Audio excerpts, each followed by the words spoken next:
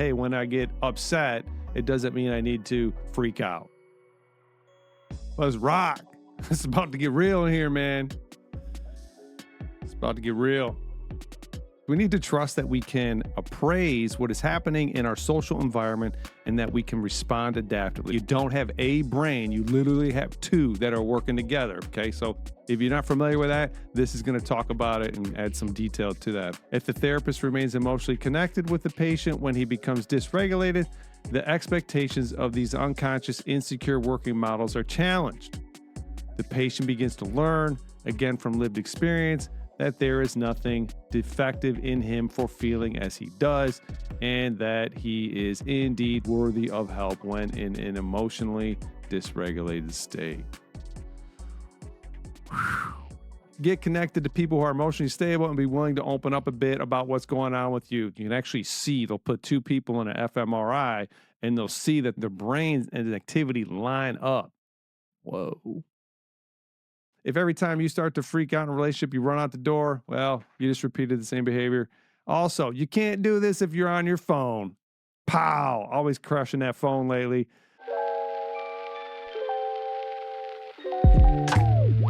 Pow! Let's rock. It's about to get real in here, man. It's about to get real. This is a special podcast because I've recorded every single podcast on the same day, which was Tuesday, except a couple of them, maybe one or two, I redid it on Wednesday because I just didn't like the way it turned out. So this is Thursday. On Tuesday, they were redoing the roof of this building, and needless to say, there was no podcast that was going to be recorded that day. It was pretty wild. The cat was freaking out. But today is Thursday, normally the day when I work pretty hard Monday, Tuesday, Wednesday, and then I work Thursday morning, and then I take the afternoon off. And so we're going to get this podcast in, though, because, I'm just feeling good about it, and I'm pretty excited to get it out. This is episode 31. This is a book, Right Brain Psychotherapy is what we're going to be talking about. And, I've covered this. It's going to seem like I've covered this book twice, but the book that I talked about before was The Development of the Unconscious Mind.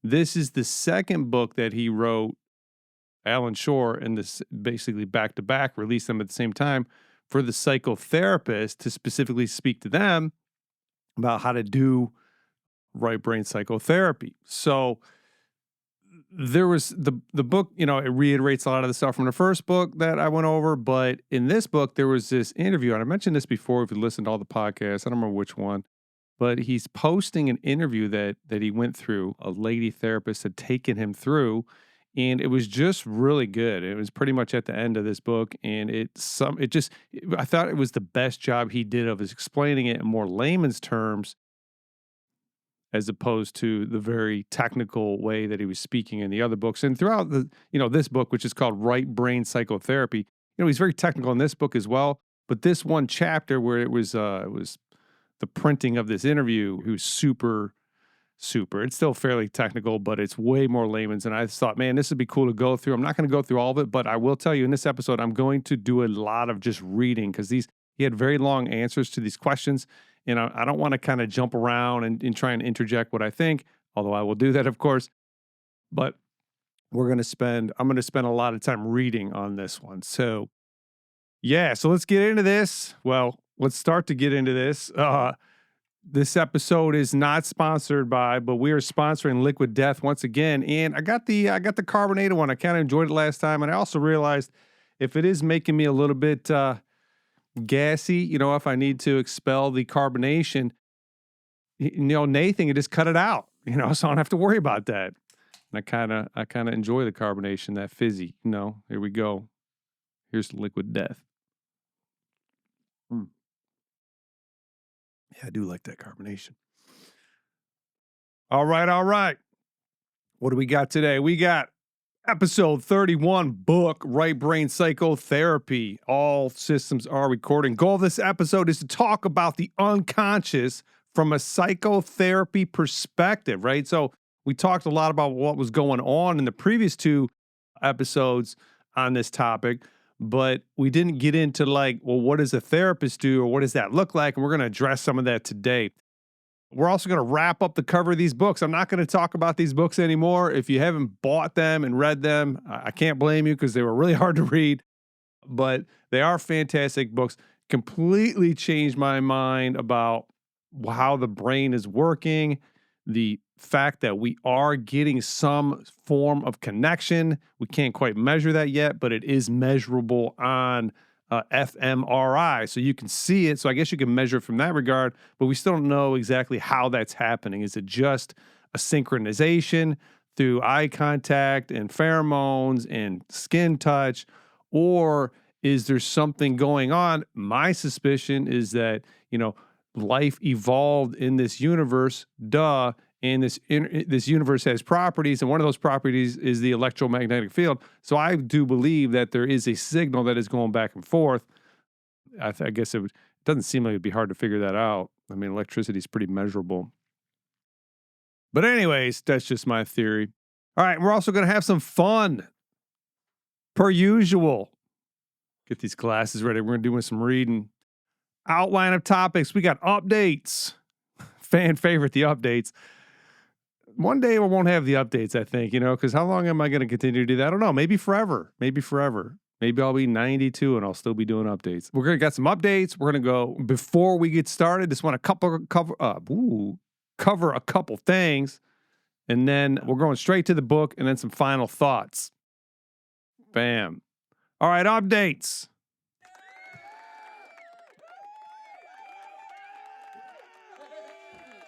I know you're excited out there.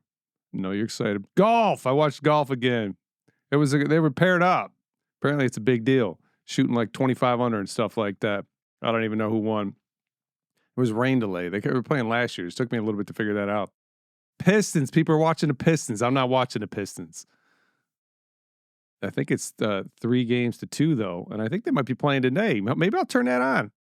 Weather. Spring has sprung here. We've got the trees are blossoming. Those trees that do the apple trees. You'll see these trees will just get covered in white pear trees, covered in white flowers. A giant tree covered in flowers is quite beautiful.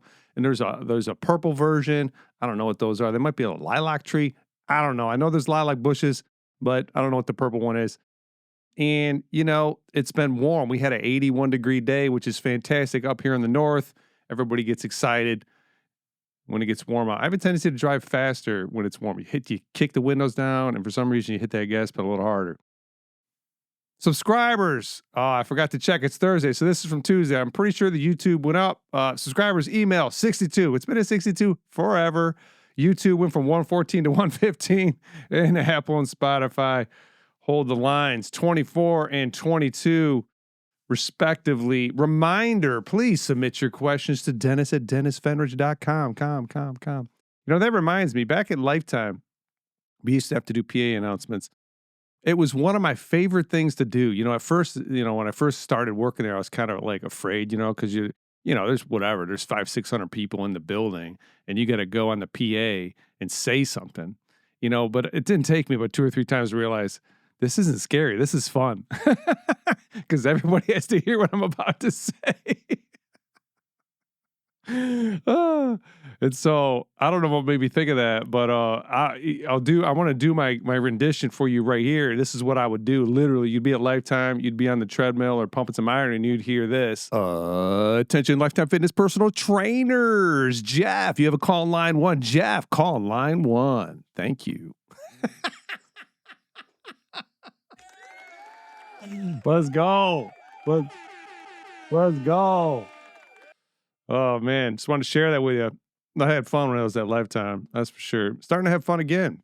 All right. Before we get started, a few things here. 2 different books. I think I already pointed that out. The book, you might think that this one is the same book. It's not. So there was the development of the unconscious mind was book 1. And this is book 2, which I'm only going to cover 1 chapter in. It's called Right Brain Psychotherapy. So this is a different book, both by Allan Shore. They were released in 2019. But a lot of his work, he started to get some really good traction in the 90s, I believe it was. But this book was released in 2019. if you'd like to pick it up. It is called Right Brain Psychotherapy. Like I already said, I will be reading long tracks from this book, okay? Super cool review. I have no idea what I wrote here, okay? Why I wrote that, but let me read this real quick. I got some stuff I wanted to read outside. It was from the book, but it wasn't in this chapter. And interpersonal neurobiology of human development enables us to understand that the structure and function of the mind and brain are shaped by experiences, especially those involving emotional relationships, and to understand the relational mechanisms by which communicating brains align and synchronize the neural activities with other brains. So what is he saying here? So he's just talking about like understanding the neurobiology enables us to learn and understand these things. Those things being structure and function of the mind and brain are shaped by experiences, and the relational mechanisms by which communicating brains align and synchronize their neural activities with other brains. Again, fascinating stuff. And one more thing I have here, echoing the above shift in neuroimaging research. This is actually not echoing what I just read. These were two different things. But this was really, really cool. This talks about, I believe, talks about fMRI and actually seeing these things happen. Echoing the above shift in neuroimaging research from a one-person within brain to a two-person between brain perspective, Mears observed self as a form of consciousness cannot exist in isolation. It arises from a brain state. But a brain seen as a system isolated from the world is an abstraction. It is always interacting with the environment, of which, when speaking of self, the social environment is the most important part. And what he's saying there is you can't think of your brain or any brain as something that exists by itself. It's not on an island. It is always existing within the environment, and that most important environment, and the one that is adapted to the highest degree, is the social environment. And, you can see this activity, functional magnetic resonance imaging, fMRI, right? You can actually see, they'll put two people in an fMRI and they'll see that the brains and the activity line up. Whoa. And then to finish this off. Indeed, how he describes the prime therapeutic aim to be right brain hemisphere integration, and citing my work, suggests that the therapeutic conversation, that is in quotes, can be conceived as in quotes again, a dynamic interplay between two right brain hemispheres. Everything is signal, episode 5. And this comes back to, well, maybe not. I forgot what point I was going to make with everything is signal on episode 5. Everything is signal. Anyways. So, little cool thing to kick us off. All right, we're going to the book. Now, I do want to say this. Maybe I should keep these on. So the specific questions, because I didn't count them. If I'm guessing, there was maybe 30 questions. I pulled out the specific ones that kind of keep the story, because some of them were redundant and the interviewer was digging into a little bit deeper. But so real quick, there's 5 things that we're going to kind of go through and what are going to happen here today. So what's needed for emotional stability? So that was the answer to one of the questions. What's needed for emotional stability? Then the next question is going to go into right-left brain differences in function. The question after that is going to cover how therapy works and helps. And there was a couple that talked about that. And the last 2 things that I wanted to cover were CBT, cognitive behavioral therapy, which is a very popular form of psychotherapy, his opinion on that. And then lastly, drugs and what role do drugs play in this whole process. So if any of those things sound interesting to you, we will be letting you know what Dr. Allan Shore thinks. And maybe my 2 cents too, or as well. All right, to the book, guys. And Liquid Death.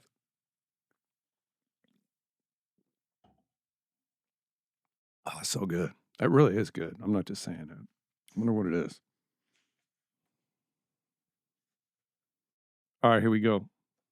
I gotta remember to keep this book down, because when I hold it up, the camera has a tendency to focus on that, and then I get all blurry, which I don't know, it's not that bad. All right, here we go. The interviewer's name is Daniela. Daniela, Daniela. Her question: can you expand on what we need to be able to do if we are to feel emotionally secure? That's a great question. Alan's response, we need to trust that we can appraise what is happening in our social environment and that we can respond adaptively. What a great answer. We need to trust that we can appraise what is happening in our social environment and that we can respond adaptively, right? So things are going on. I'm already talking. Things are going on, and we need to have confidence that we'll be able to respond in an appropriate manner, right? That makes total sense. And not like, I don't want to say, I'm just going to keep reading. All right, back to the book. Emotions are the medium through which information about interpersonal relationships is transmitted, received, and appraised. At the crudest level, feeling good tells us we are in a propitious situation, potentially positive, good. Feeling bad warns us of possible trouble and prepares us to deal with it. But human relationships are complex, nuanced, and layered, so we need to develop several bodily based skills if our appraisals of our social world are going to be valid. So good, right? Because there's this subconscious thing that he's evaluating what is going on in the social environment, and those can be mistuned based on our past, our upbringing, our, right brain to right brain connection with our significant primary caregiver, right? All right, back to the book. We need to become sensitive to subtly differentiated emotions. When we are born, our emotions are relatively crude. We are happy or we are upset. As we develop, our emotions become increasingly differentiated, shaded, and refined, yet also integrated. We learn to create blends of different emotions simultaneously. Things are no longer wholly good or wholly bad. We can feel angry with and compassion for somebody simultaneously. This greater differentiation of our emotional repertoire enables us to respond to interpersonal situations more appropriately. Oh, I forgot to mention. So he responds with three things that need to happen. That was number one. Okay. Number two, we need to learn to tolerate intense emotions. So critical. Every person has what can be envisioned as a window of tolerance with regard to each of our emotions. Within this window, we can respond healthily to what we are feeling. Beyond it, we lose that ability. We begin life with a very small window of tolerance for intense emotions, but during healthy development, the window expands and we become increasingly tolerant of intense positive and negative emotions. Intense positive and negative. So you got this window, right? And as long as you're operating within that, whatever happened in the social environment doesn't push you out of that window where you get way too excited or you get way too upset, you're going to be good to go. So that window of tolerance can be big for you if you've developed it, or it can be very small, right? And then the third thing, we need to acquire the ability to differentiate what is happening outside us from what is happening inside. As children, we can't do this, but we need to learn what is mine and what is coming from another person. That is such an interesting point.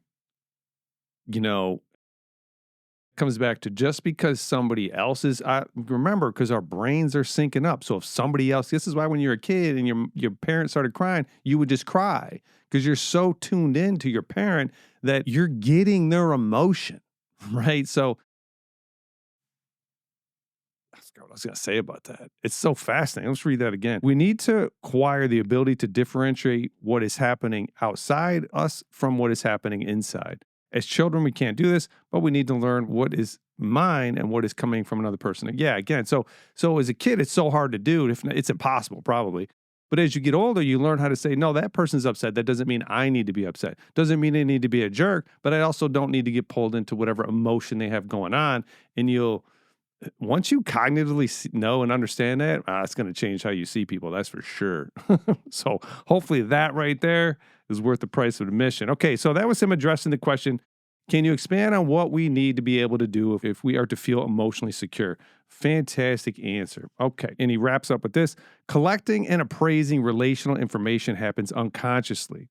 When we implicitly know that we can tolerate intense emotions, accurately perceive what is happening in the external and internal worlds, and respond in a nuanced and appropriate way, we feel fundamentally safe. But when we are cut off from some of our emotions, when we cannot tolerate intense emotions, or when past events color current emotional responses, then our unconscious appraisals will be distorted and our ability to respond adaptively compromised. Good stuff. All right, next question. Danielle asks, what features of the brain are most relevant to understanding emotional regulation? What features of the brain are most relevant to understanding emotional regulation? Okay, this is where he gets into the right brain, left brain thing. Here we go. This will be a big, if you don't know that you got a right brain and a left brain, and the view now is I'm not exaggerating, the view is becoming you don't have a brain, you literally have two that are working together. Okay, so if you're not familiar with that, this is going to talk about it and add some detail to that. Okay, so his answer is, it's crucial that we understand the difference between the right hemisphere of the brain and the left.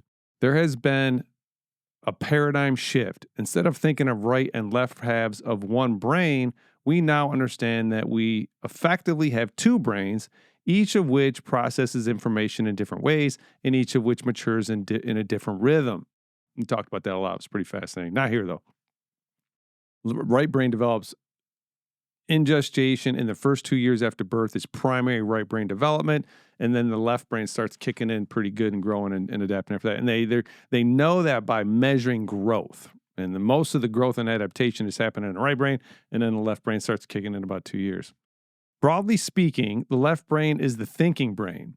It is highly verbal and analytical. It operates a conscious emotional regulation system that can modulate low to medium arousal. It is the domain of cognitive strategies. It processes highly verbal emotions such as guilt and worrisome anxiety. It constructs linear explanations. It provides us with a close-up and narrow view of details.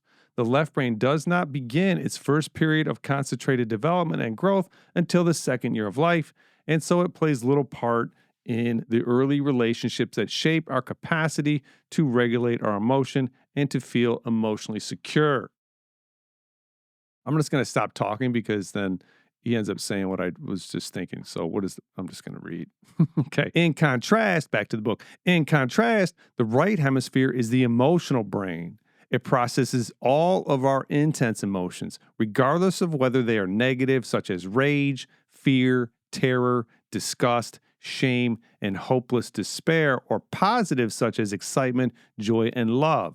When our level of emotional arousal becomes intense, the left hemisphere goes offline and the right hemisphere dominates. Our window of tolerance for intense emotions depends on the functioning of the right brain. Our right brain enables us to read the subjective states of others through its appraisal of subtle facial, visual, and auditory expressions and other forms of nonverbal communication. The right brain makes these appraisals so quickly that our body and mental state is altered before we become conscious of what we are feeling. Whoa! Which makes total sense since consciousness evolved after biology. Holding this book is annoying. Back to the book. Because of its ability to read the subjective states of others, the right brain is the seat of emotional empathy. It depends on us feeling what another person is feeling in an embodied way. In contrast, the left brain is the seat of cognitive empathy. It depends on us, in quotes, working out what the other is feeling in a less embodied, detached, and colder way. The autonomic nervous system is the part of the nervous system that functions largely below the level of consciousness to control visceral functions such as heart rate, respiratory rate, digestion, pupil sorry, pupil dilation, and so on. You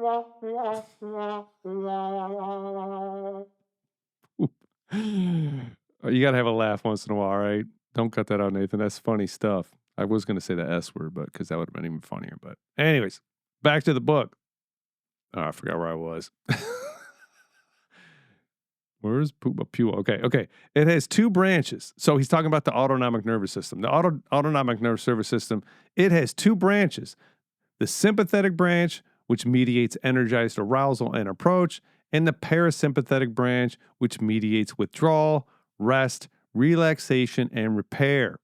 The right brain mediates the balance between these two branches of the autonomic nervous system, and through that determines the somatic, which is body, aspects of emotion as well as the subjective ones. Connections between the right brain and the hormonal system are another channel through which somatic aspects of emotion are mediated. Basically saying most of this is going right brain. Pretty much all of it. The deep stuff. You got to think about, why is this deep? This is deep because fear, what were the other ones? Disgust, terror, rage. Those were around long before humans were. Those were the emotions that were creating behavior in organisms, right? The obviously the more advanced, but even the low biological one, they probably didn't experience it and weren't conscious of it, but there was something that was moving them towards food and reproduction and something that was moving them away from danger and death, right? So those are deep, I mean, they are a part of what we are. And what he's saying is that the autonomic, sympathetic, and parasympathetic, which are playing against each other, are driving that stuff, but it is mostly seated. It's in your body. It is literally part of your body, and it comes up into your right brain before it gets a chance to go into the left. Left is going to kind of do something different, but that's what he's talking about. This is right brain. The right brain mediates our emotional and bodily-based response to danger, environmental challenges, pain, and stress. It mediates fight, flight, and freeze through its connections with the autonomic nervous system and hormonal system. Emotionality is the right brain's red phone, in quotes, compelling the mind to handle urgent matters without delay. The right hemisphere has some limited capacity for language. Highly emotive words such as swear words or our own names are processed by the right hemisphere as our metaphors, which is interesting, right? Like those things, although left brain does most of the speaking, right brain is involved on these much, much older things. And I was just like, wow, our own name is seated in there, right? Our own name has a very deep-seated emotional reaction to it. Back to the book, the right hemisphere is more holistic than the left, holding many different possibilities simultaneously. It captures the gist of the situation and the big picture. Dreams, music, poetry, art, metaphor, and other creative processes originate in the right brain. Importantly, and with direct relevance to psychotherapy, the right hemisphere specializes in processing new information. When you're in a novel environment, something new comes along, right brain comes online to a higher degree to begin to process and figure out what is going on. The first critical period of development for the right brain begins during the third trimester of pregnancy, and this growth spurt continues until the second year of life.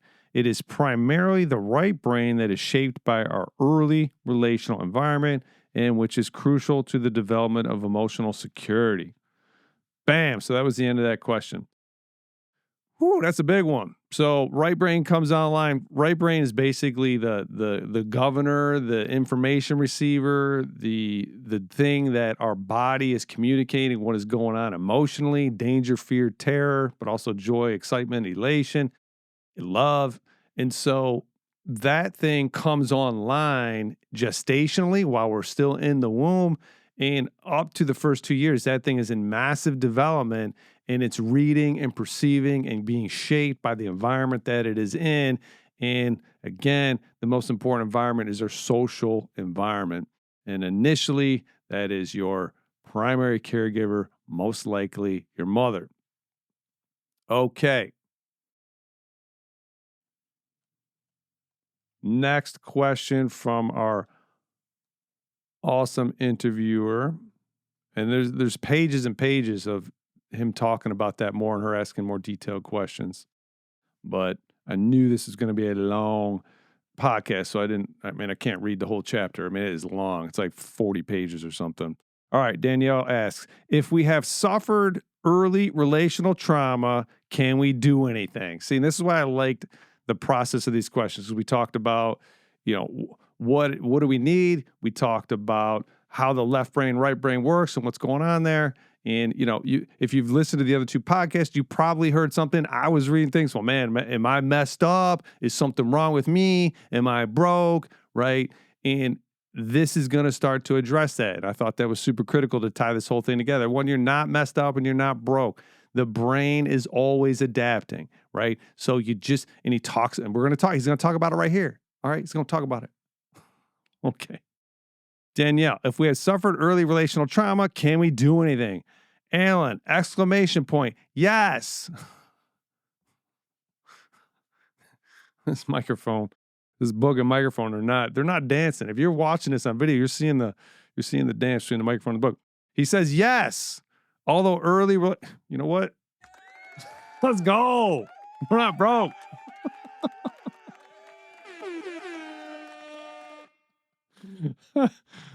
Yes.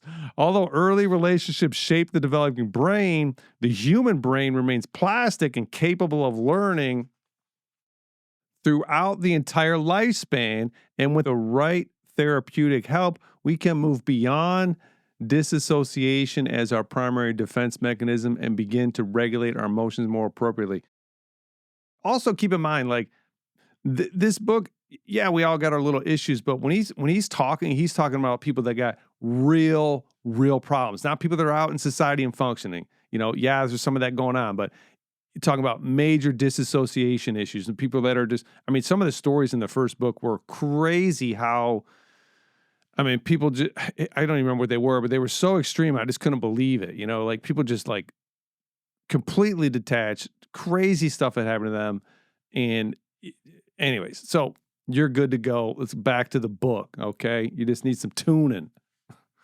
So he says, yes. Next question. What creates a strong enough therapeutic alliance? Okay, here we go. It's talking about getting in with a therapist who's got right brain training. Ugh. The patient has to trust that the therapist is benevolent and that the therapist understands him in a deep way that incorporates both mind and body. That means the patient's right brain needs to feel that it is seen. So although a therapist's left brain must listen to the words created by the patient's left brain in order to form an objective assessment of the patient's problem, the therapist must be sensitive enough to pick up and empathize with what is going on implicitly with the client's right brain and within his body. Talking about the therapist here. All therapeutic techniques sit on top of the therapist's ability to assess the implicit realm via the right brain and body. A strong therapeutic alliance depends on the therapist knowing the patient from the inside out rather than from the top down. Basically, your therapist has to care about you and actually want to see you improve. Okay? They need to get emotionally involved if they're going to do this and do it well. Back to the book. Another way to express this is to say that the therapist must develop her intuition, in quotes. Intuition is defined as the ability to understand or know something immediately without conscious reasoning. Intuition is implicit knowledge gained through embodied right brain learning. Intuition takes time to develop, but it lies at the core of clinical expertise. A therapist's bodily based intuition picks up what is held by the patient's unconscious mind and body, and it is this psychobiological connection that forms the foundation of the therapeutic alliance and which facilitates growth. Schotter, which is a person, has asserted that implicit knowledge relates to how people are able to influence each other in their being rather than just in their intellects. That is, to actually move them rather than just giving them ideas. Whoa, okay. So basically, the therapist or anybody that has developed this capacity, you get connected, they're empathizing, and they're able to modulate their emotion, which helps you or actually does modulate your emotion. You get to experience that, and then subconsciously, your right brain starts to rewire to this new pattern. This is fascinating because this clicked with me when I was going through this on Monday. Like I understood something for the first time after reading these books. And what was that thing? What was that thing? Dang, I forgot. Yeah, basically what I just said, that the therapist or a really good person who cares about you, who doesn't get involved with your emotional wreck, but still cares about you, sits in that moment with you, they're stable, and you get to see an example of that. They're holding you there physically through right brain connection, and it just allows you to then reinterpret how you need to respond in that social setting, right? And also the subconscious rewiring of your right brain. I mean, it's just fascinating. How in the world did we figure this out? I don't know. I'll tell you how. People stared at it and thought about it for 30 and 40 years. That's how. That's how. Okay, back to the book. A patient's emotional growth. My elbow hurts. A patient's emotional growth depends on the therapist's ability to move and to be moved by those that come to him for help. You got to get connected. Your therapist has to care. End of story. And if you're sitting there thinking, you know what, if your therapist is checking their phone, hey, that's a really strong indicator that you shouldn't be in there. If their eyes are moving around, they're not paying attention, they're not listening, you don't feel like you guys are connecting, that's because you're not. Okay?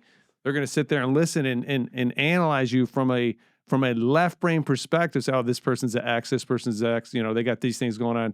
Therefore, we need to imply this program. Better than nothing. Anyways, back to the book. I don't even know if I was supposed to ask that question. Another question. You got a bonus question right there. Danielle asks, what are the processes by which the therapeutic relationship helps a patient to resume the blocked development of his or her emotional system? Allan's response, the therapist needs to help her patient to re-experience the trauma in effectively tolerable doses. Equally important is that the therapist helps her patient to learn how to regulate the feelings associated with that trauma so that the patient can integrate them into his emotional life rather than having to disassociate when they arise.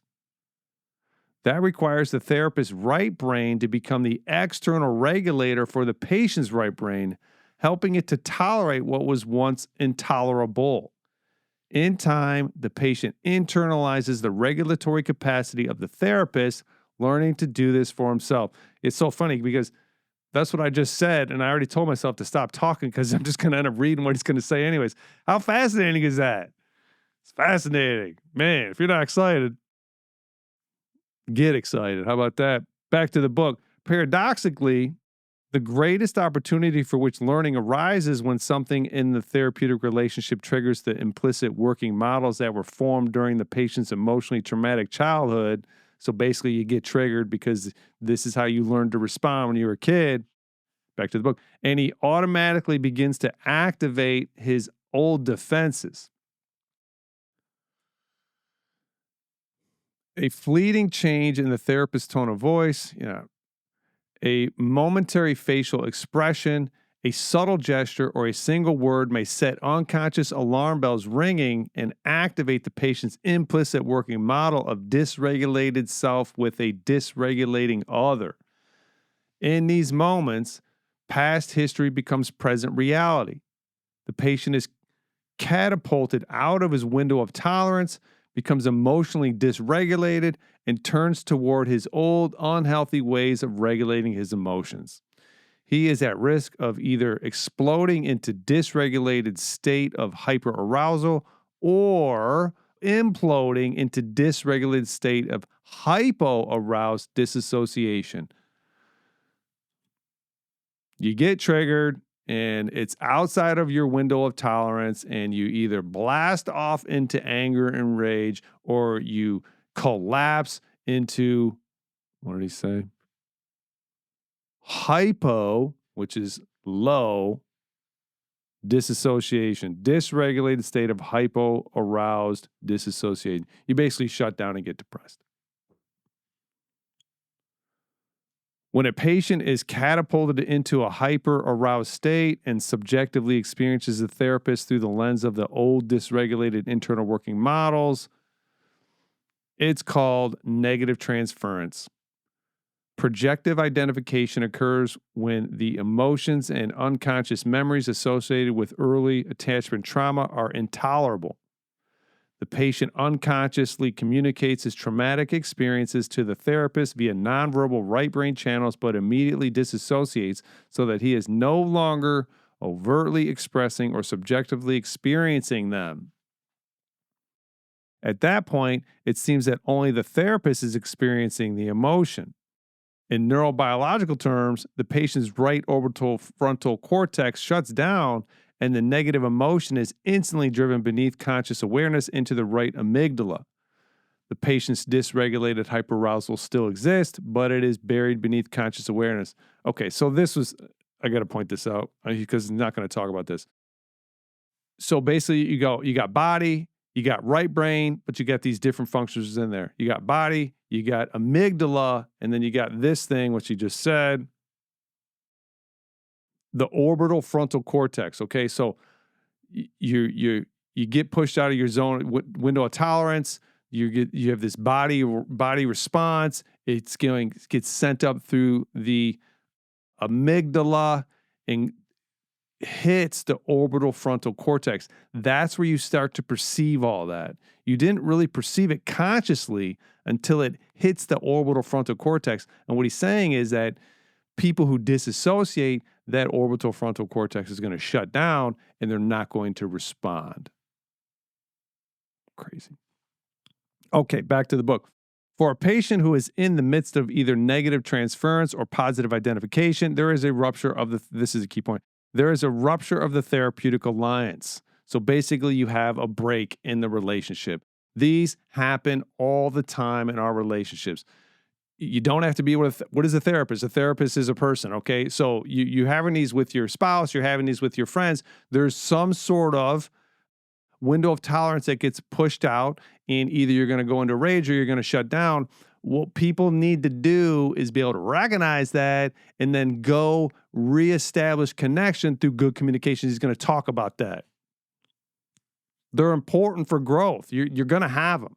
This gets me fired up because I've had people, I've upset people in my life and they never came and talked to me about it, but they went and talked to everybody they know about it and said a bunch of crap and oh, God. Anyways, yeah, I'm triggered now. For a patient who is in the midst of either negative transference or positive identification, there is a rupture of the therapeutic alliance. However, if the therapist can maintain an attuned connection to her client, then the door opens to the possibility of working with what got laid down early in the patient's life. Hence, the importance of rupture and repair.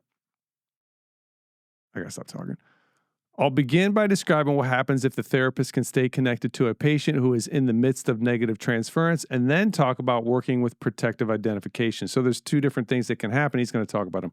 When the patient is in a state of negative transference, just to reiterate, you are projecting, you had a bad experience when you were a kid, you responded in some way. Now you're projecting that onto the therapist. Okay. You got catapulted back to those experiences. And now you're seeing the therapist through those lenses. That's transference, or your friend or your spouse. So when the patient is in a state of negative transference, the therapist's empathetic right brain will implicitly pick up on the old fears and pain and dysregulation that have come alive in the patient and will struggle to tolerate the resultant negative emotions flowing through her own body, whereupon her patient's right brain will unconsciously pick up on the therapist's distress. However, if the therapist has done her own work, then she will be able to metabolize those negative emotions, whereupon her voice will become calmer and her facial expression less tense. This, in turn, will be unconsciously picked up by the patient's right brain. At this point, 3 types of learning that are intrinsic to healing occur. So again, the patient gets triggered, they start to respond in the old unhealthy patterns. The therapist or spouse or you stay calm, don't get escalated with them, and now they have an opportunity to learn.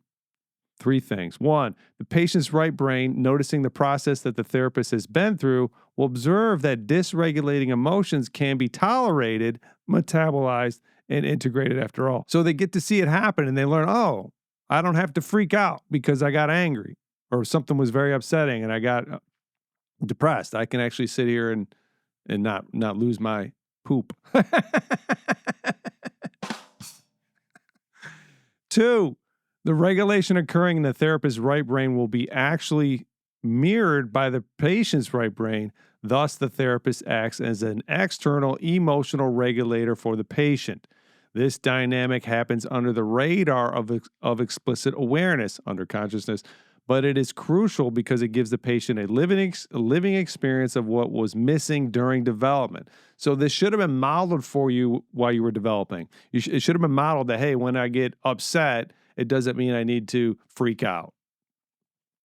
And then thirdly, the patient can begin to create new working models about the intersubjective world. And I want to highlight intersubjective because if you don't stop and think about this, you're going to think in your own head. Intersubjective is not in your own head. It is between other people.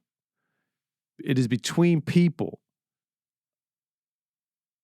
Introsubjective would be inside you. Inter is between, okay? Also, I'll start again, number 3. The patient can begin to create new working models about the intersubjective world. The unconscious working model of a person who suffered early relational trauma predicts that in times of emotional stress, others will exacerbate stress rather than help to regulate it. Concurrently, the patient will have deduced that when he is emotionally dysregulated, he is unworthy of help. If the therapist remains emotionally connected with the patient when he becomes dysregulated, the expectations of these unconscious insecure working models are challenged. The patient begins to learn, again from lived experience, that there is nothing defective in him for feeling as he does, and that he is indeed worthy of help when in an emotionally dysregulated state. Whew. All right, man. I said I was going to read the whole tracks on these. This question goes on more. In time, as new neural circuits are built, the patient can achieve what's called earned security. Some of these new circuits connect the right amygdala to the right orbital frontal cortex, allowing for a greater tolerance and regulation of intense emotions. Other circuits are responsible for the creation of new unconscious working models that embody a healthier way of seeing other people and oneself. The result is a growing sense of well-being and characterological change. Your character changes. The process is considerably more difficult if the patient is in the midst of projective identification. So this is the other, is it? I don't know. Because the emotions, working models, and memories are disassociated, so they need to be retrieved before they can be regulated and integrated. However, the therapist's skills need to work with projective identification are similar to those required to work with negative transference, in that it again requires that the therapist remain linked to the patient when the patient has left the relational field. I love the way he talks about that. This allows the patient's right brain unconscious to perceive in real time enough of a sense of safety to begin to lift the disassociated defenses.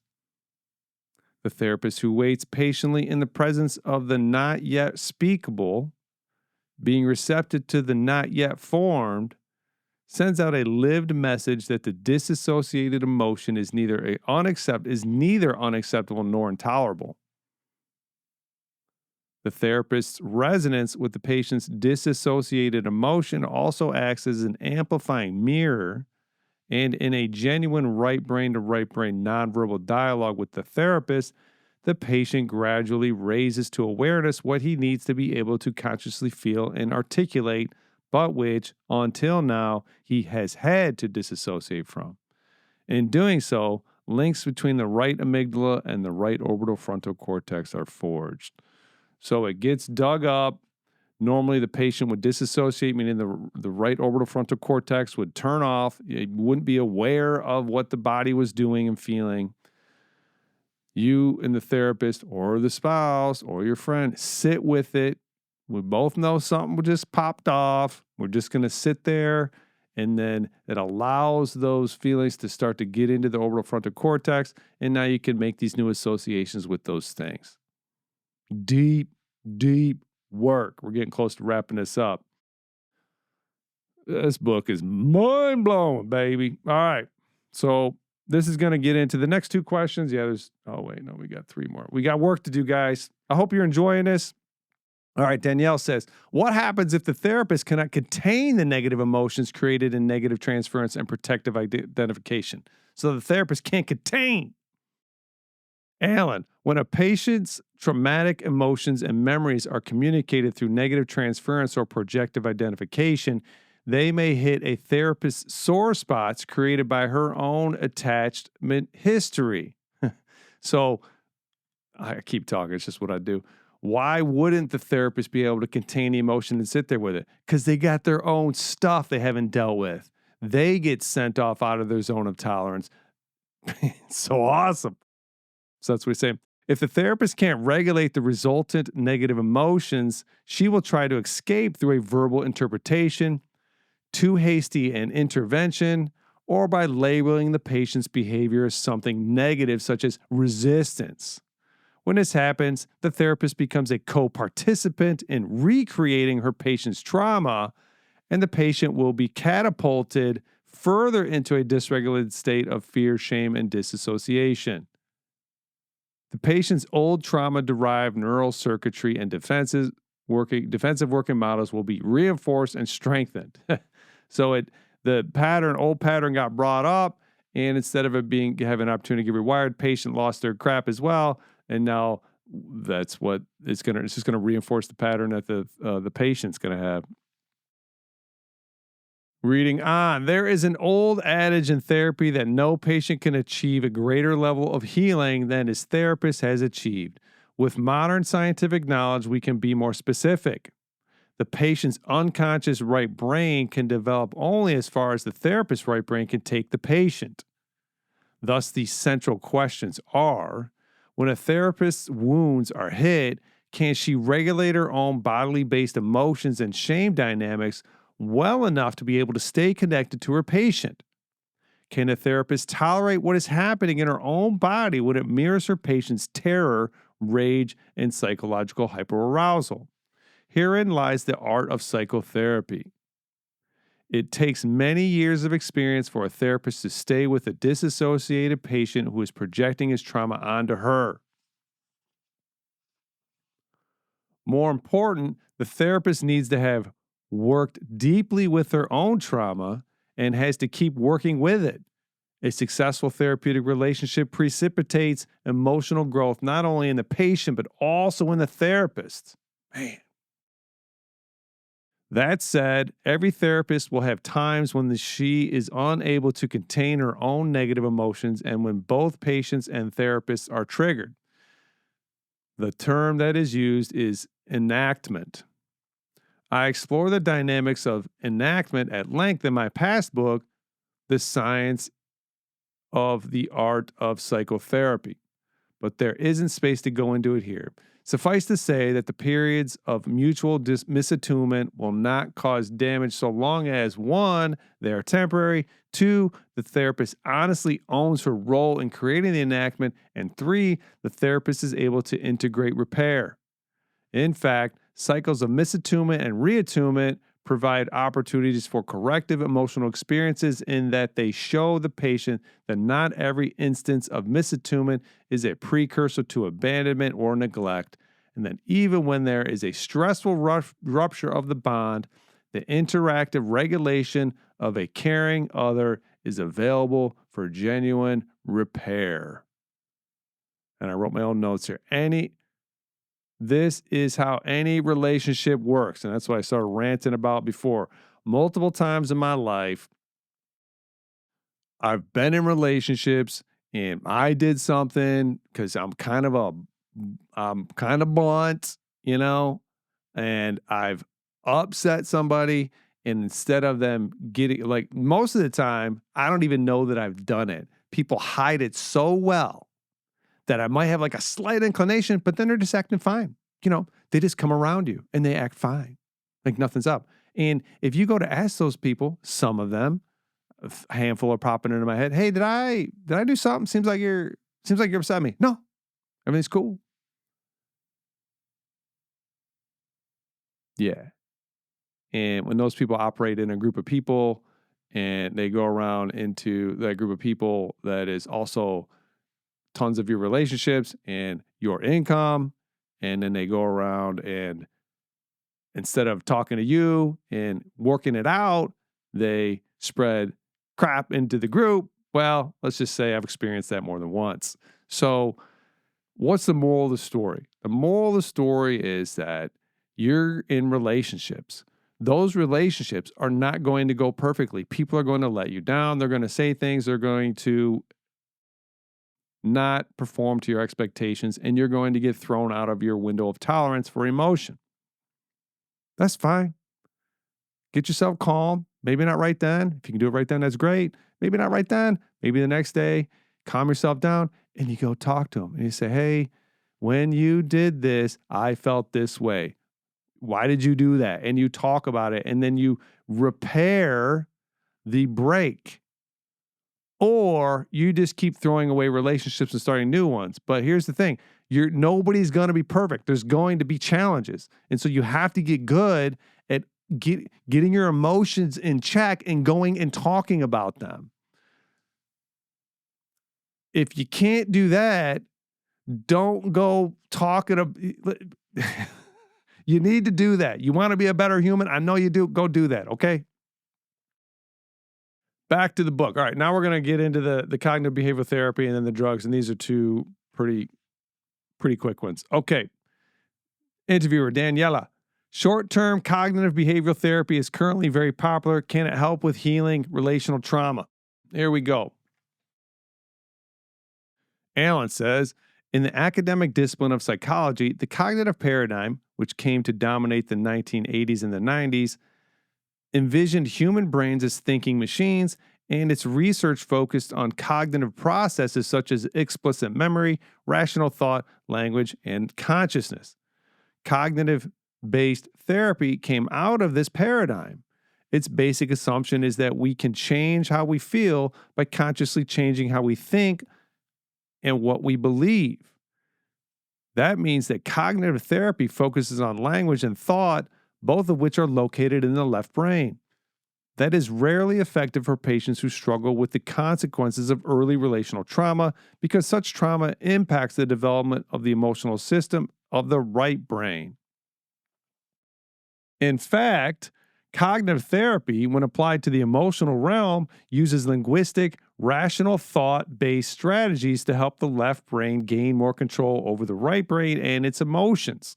In other words, rather than fostering the growth of the right brain, cognitive therapy helps to shore up disassociation and keep our emotions out of mind. It's doing the opposite of what you want to do. It's containing it, but it is not healing it. Similarly, people who have trouble regulating their emotions not uncommonly have a left brain that is already more developed than their right brain, and they may well have learned to use rational thinking and words to obscure the deeper emotional experiences and to keep them disassociated. Again, cognitive therapy risks strengthening the very strategies that keep the disassociation in place. Even if the left brain becomes better able to control the emotions of the right brain, it can only dampen down emotional arousal that is of low or moderate intensity. Regardless of our childhoods, when emotional arousal reaches a certain level of intensity, the left brain goes offline and the right brain becomes dominant. Changes made in the cognitive strategies of the left brain are unavailable when this happens. At these times, the only thing that helps is to have created the neural connections between the right amygdala and the right orbital frontal cortex, which allow us to tolerate and regulate intense emotions. Cognitive therapy, because it works with the left brain, simply can't do this. Another problem with cognitive therapy is that it often misses the real issues. Anger management, in quotes, is a well-known cognitive treatment, but underlying a person's anger may be disassociated fear and shame. And these cannot be assessed through the verbal language of the left brain. Cognitive therapy has no way to work with deeply embodied underlying disassociated effects. Although it can reduce symptomatology, it can alter character structure and promote emotional growth.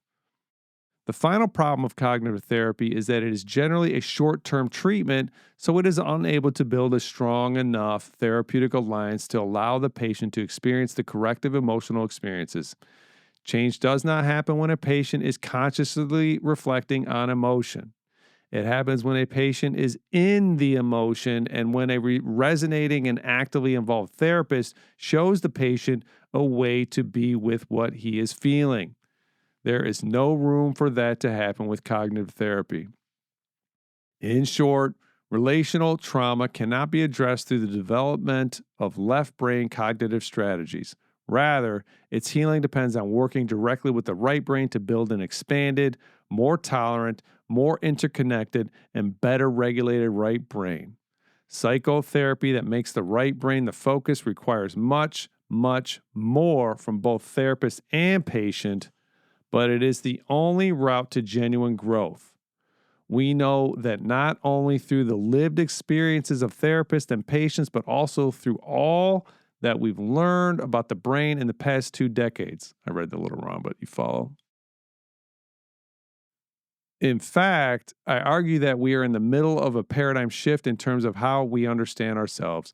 We are moving away from the cognitive paradigms that gave primacy to left brain conscious thinking, interpretations, and verbal language to one that gives primacy to the right brain affect, which basically means emotion, bodily based emotions, and what is held implicitly in the relational unconscious. So the CBT is containing the emotion in the right brain, and it may actually be reinforcing bad stuff, right? Because you don't want to contain it. You want to re-experience it and then rewrite how you need to respond to those emotions. Okay, last question. We're done, and it's quick. It is quick. Okay. This is about the drugs. Danielle, given that compromised neural circuits cause emotional dysregulation, some people argue that the cure lies in psychotherapeutic drugs. What are your thoughts? I think it's pretty obvious where this is going to go.